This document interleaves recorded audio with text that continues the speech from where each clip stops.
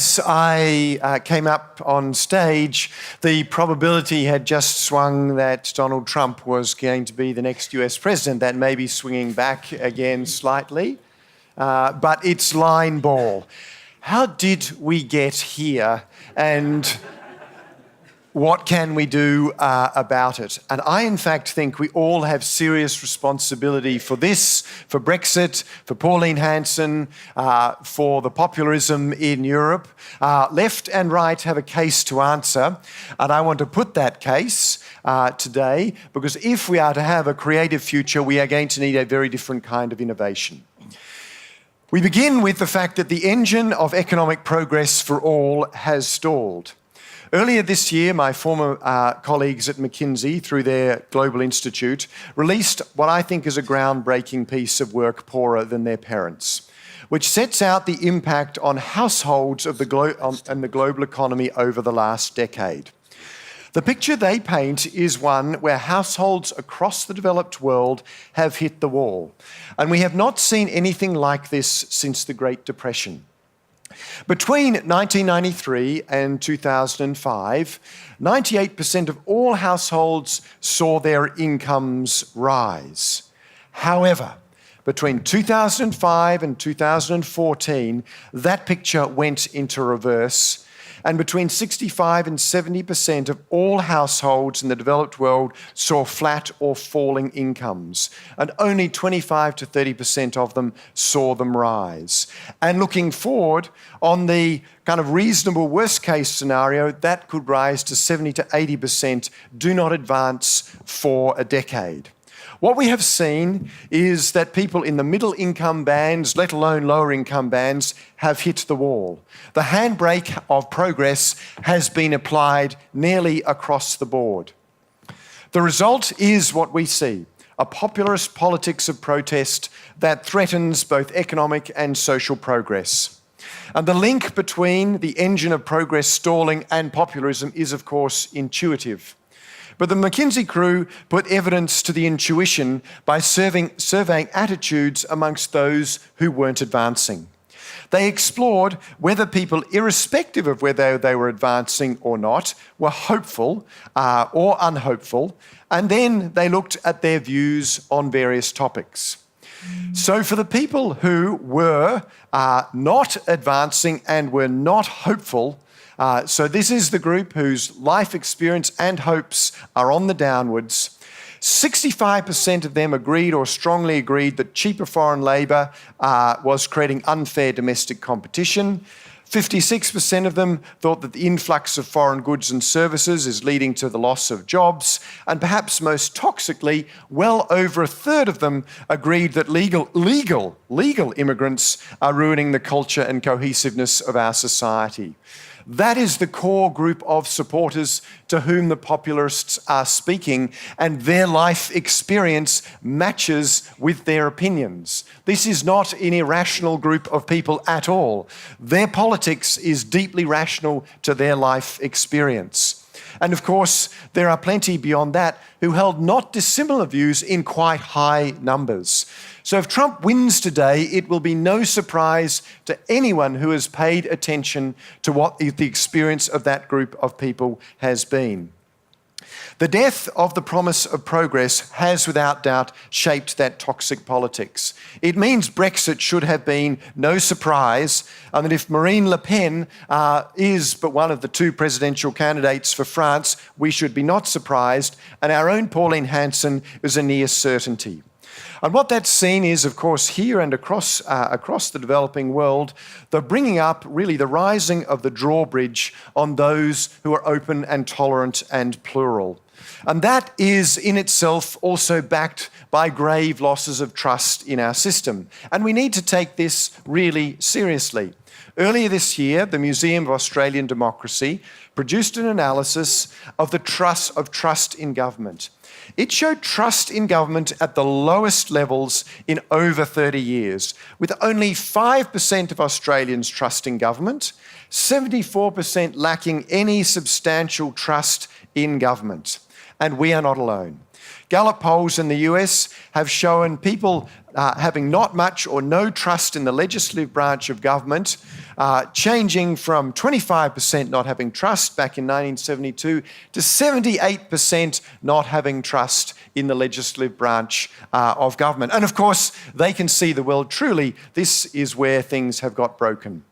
And we know why this has happened. We know why these people have become why this group has struggled. We know it's about slow global growth. We know about the globalization that has seen low-skilled jobs migrate offshore and the automation of the economy that has led to fewer low entry-level jobs. We know that the digitization of the economy has produced an economy with powerful network effects that aggregate wealth upwards. And we know in some places that rapid increases in migration has driven labour wage rates down in those communities. That much is obvious.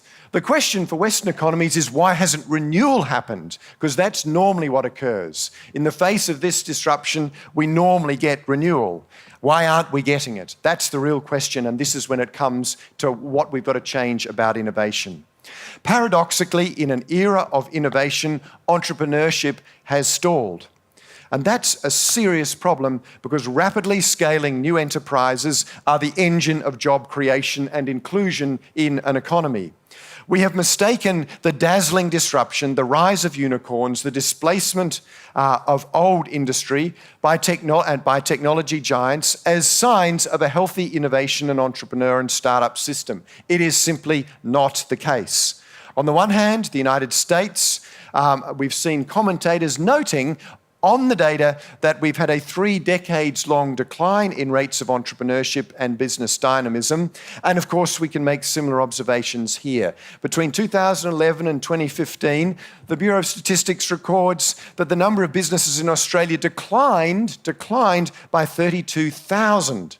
That's an extraordinary decline in the healthy dynamism of the sector that is what drives inclusion in our economy.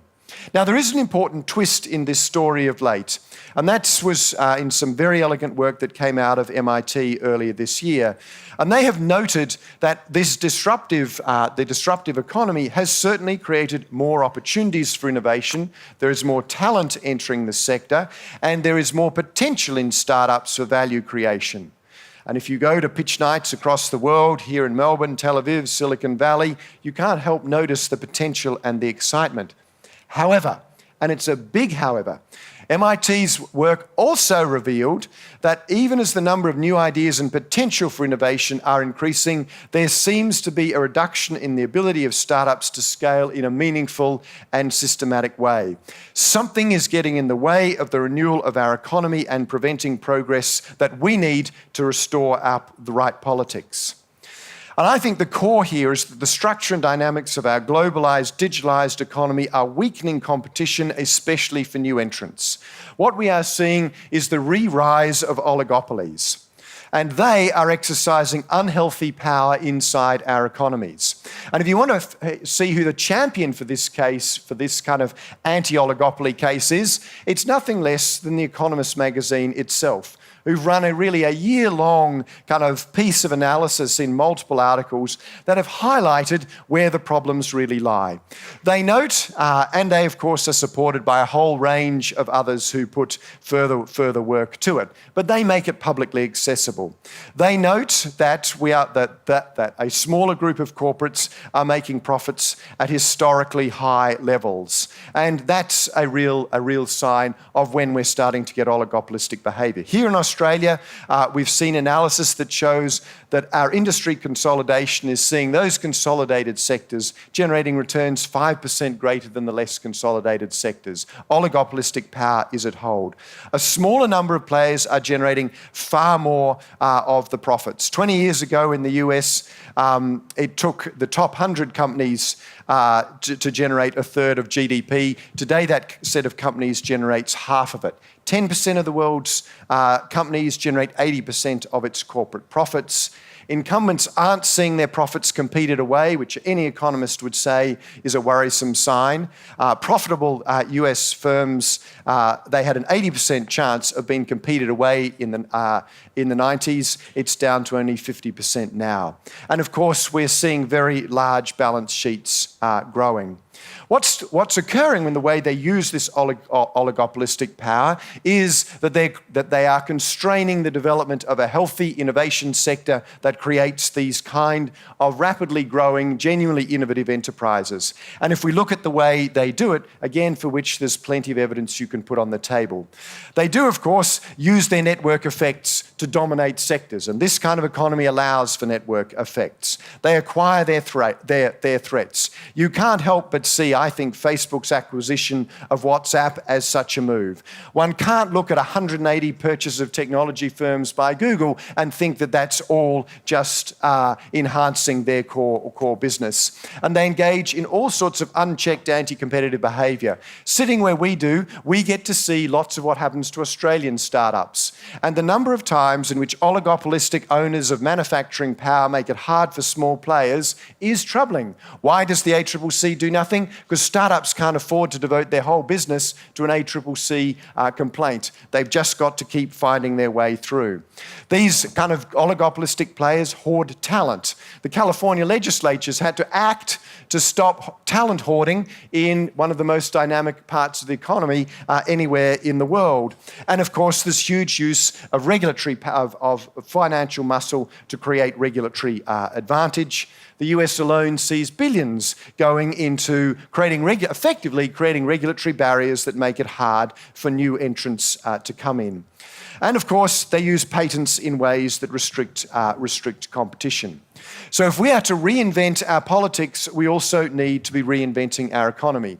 There are good policymakers in the room, and of course, there are players from large corporates, some of whom are those that I mentioned today. There is much that can be done to fix this problem, and it's in our collective interest to do so, or we get Trump presidencies and the like.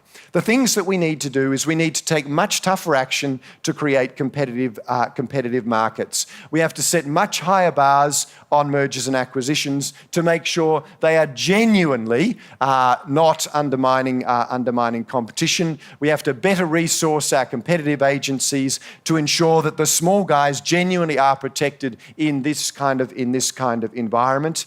I think we need to move much more boldly to consider how to reduce the power of network effects. Once upon a time, we forced telecommunication companies to open their networks, their physical networks, to other players to create competition.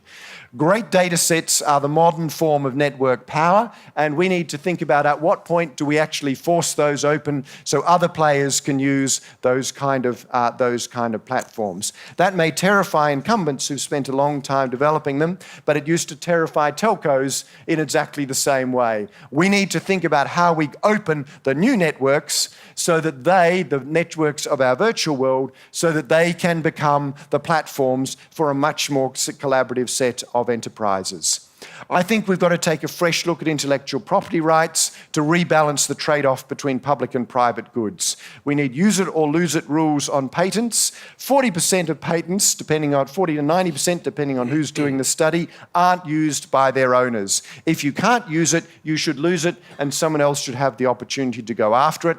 The non-obvious requirements should be made much tougher. How ridiculous is it that Apple should have be able to get a patent on the rounded corners on a tablet?